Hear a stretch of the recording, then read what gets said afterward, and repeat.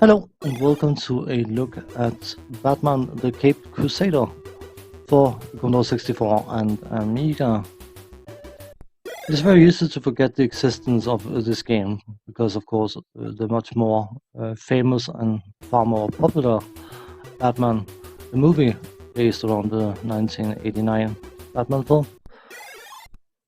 completely and utterly overshadows this game and not entirely unjustified, I would say, but Batman the Cape Crusader is based around the comic book character Batman more so than any other variation, version, whatever, of the character.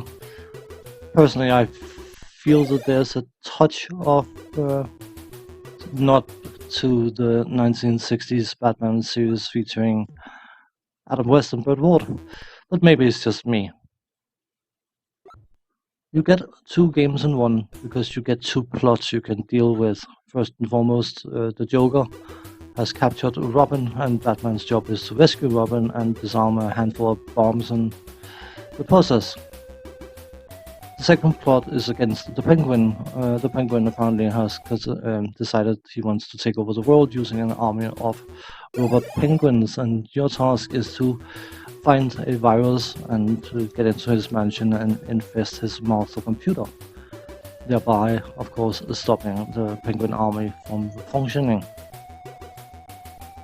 In what I consider to be a bit of a smart-assy dig at the average computer user, the virus is obtained from a games disk. Think about that what you want. The games themselves, both versions, are sort of action-adventure thing where you have to go and find certain objects and find the location at which those objects are supposed to be used, and then use them in order to progress through the game. By pressing down on fire, you can get into a menu. You need to use an option in order to pick up things of any kind. And in that menu, you can quit the game, you can use items, you can disable music, and that kind of stuff. In the Commodore 64 version, you have several different energy bars, and they don't really matter as such. They are, once all energy bars are gone, Batman loses his life, and of course the game is over. Around the items you can find, there are various food-related items that will restore a certain amount of health when used. And you can also, of course, find the all-important batarang, which will help you do more damage when you are fighting stuff. The thing is, though, fighting stuff, in my experience, is incredibly useless. Because ultimately what you're doing is you are setting yourself up to take more damage because you are spending time on screens where you have various enemies shooting at you, dropping stuff on you, walking into you and headbutting you and all kinds of stuff. So from experience, I found it much better to just keep moving and not take the time to fight anything. And that is the way to beat these games, is to basically ham-fist your way through, or brute force I think it's called, your way through the games, find out where all the objects are located and find out where they are supposed to be used, and then play one game where you locate the objects as quickly as possible and take them to the locations they are needed at as quickly as possible. Basically a brute force in the game more so than necessarily thinking your way through it. So in that regard, it can feel a bit like a good old point-and-click adventure where you find 20 objects and you use them on every single screen and hope that some of them will do something.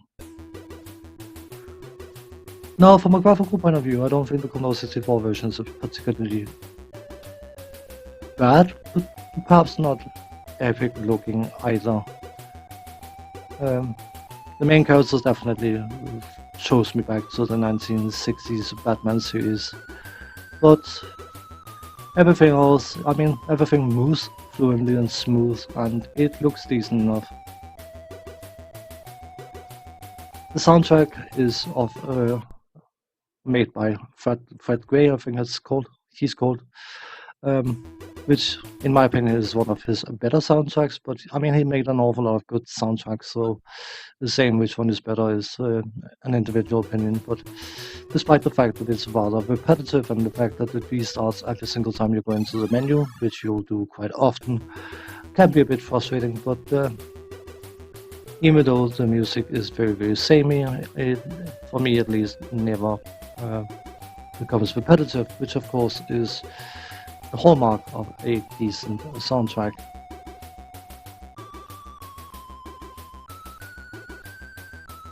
All in all, the Commodore 64 version is definitely not bad, but it's not particularly great either. I don't know. I have made room for a final conclusion at the end of this video after having covered the Amiga version, so I will go into more detail at that point. But compared to Batman the movie, this one definitely pales. But let us switch over to the Amiga version and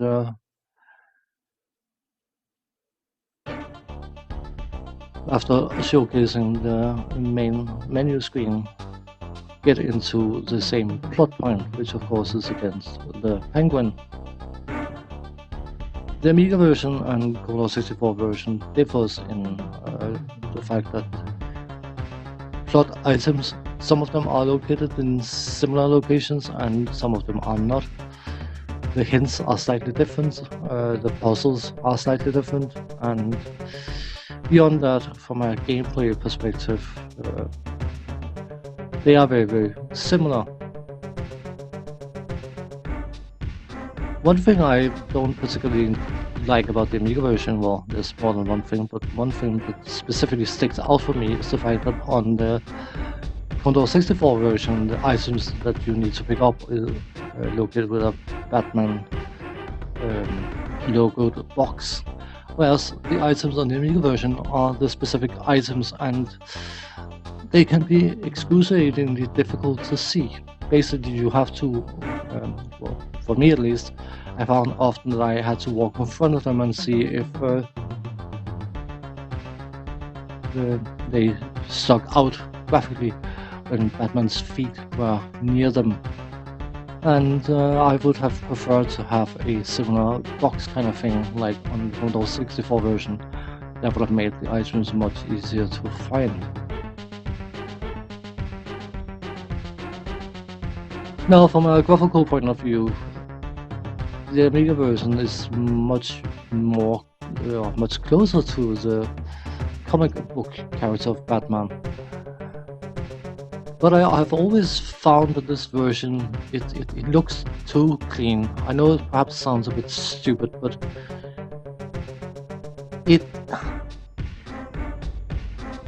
I don't know. I can't pinpoint what it is, but it just feels like the characters do not belong with the backgrounds. I don't know if anyone else got the same line of thinking, but it's just that the character design, while very, very nice looking, it just feels like it's almost like it's plastic figures on a papered background. If you don't know, it's hard to explain, but for me it definitely feels out of place. And while it's nicer looking technically than the Commodore 64 version, I am not the greatest fan of it. The music, much like the Commodore 64 version, is very, very repetitive, and certain people definitely recommend that you disable it, but I do not personally find it intolerable. What I do find odd is that the Commodore 64 version plays both music and sound effects at the same time, but the Amiga version does not. The sound effects you can enable by disabling the music, and the sound effects are nothing special. They are actually rather agitating, annoying, and frustrating. Gameplay-wise, the same thing goes for the Amiga version as just for the Commodore 64 version, in the fact that you are better off not fighting anything.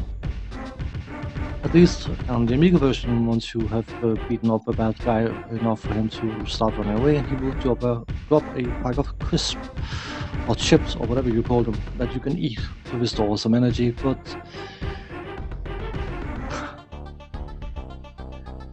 considering that it was listed to be for the ST version only, it sort of makes you think whether this is an ST port rather than Amiga original product. As original as it can be, I suppose. But of course, another gripe with the Amiga version is definitely the pace. The Commodore 64 version, the games are not fast by any means, but the pacing is much smoother. I do enjoy the faster gameplay of the Commodore 64 version, but yeah, I can't decide, because the Amiga's gameplay and Commodore 64 version's gameplay are about the same. The Amiga version, you seem to take far more damage from things than you do on the Commodore 64 version, and of course, because you move slower, it means that you also, in that regard, end up taking more damage. So basically, you are forced to fight the bad guys in order for them to drop food items, but at the same time, fighting the bad guys sets you off for taking more damage, meaning that you risk getting trapped in a very unpleasant gameplay loop where you are spending a lot of time doing nothing to aid you in progressing through the game. But we are coming up on the end of the Amiga version coverage, and then I will go into the conclusion that I mentioned earlier. Oh, got beat by the penguin.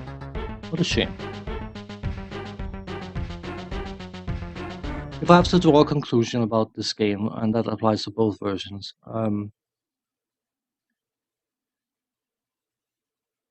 I sort of appreciate the cartoon comic book style that's been tried to be done with this game, but at the same time, I don't think it represents the Batman franchise particularly well. I mean, the characters are definitely from that franchise, but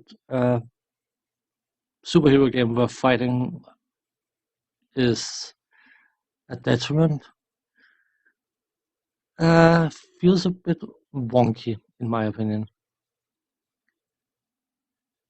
It doesn't really feel like a Batman game as such. Without the characters, it wouldn't be a Batman game.